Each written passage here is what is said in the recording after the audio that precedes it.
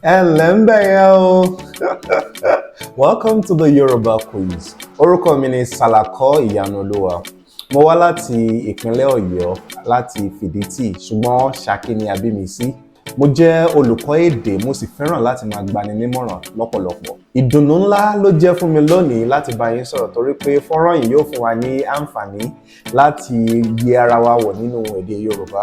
A ó ṣa ipá wa láti máa fi àwọn ìdánwò ráńpẹ́ sí orí fọ́nrán yìí lọ́sọ̀ọ̀sẹ̀. Ẹ jọ̀ọ́ mo fẹ́ bẹ̀ yín lẹ́bẹ̀ kékeré kan. Tẹ́ ẹ bá ti ṣe àwọn ìdánwò ráńpẹ́ tí mo sọ nípa tẹ́lẹ̀, ẹ jọ̀ọ́ ẹ máa kọ àwọn èsì yín sí abẹ́ àwọn ìdánwò náà. Eléyìí yóò gba àwọn èèyàn mìíràn níyànjú láti wò àti láti tàn ránṣẹ́ sí àwọn ọ̀rẹ́ àti ojúlùmọ̀ àti ẹbí wọn.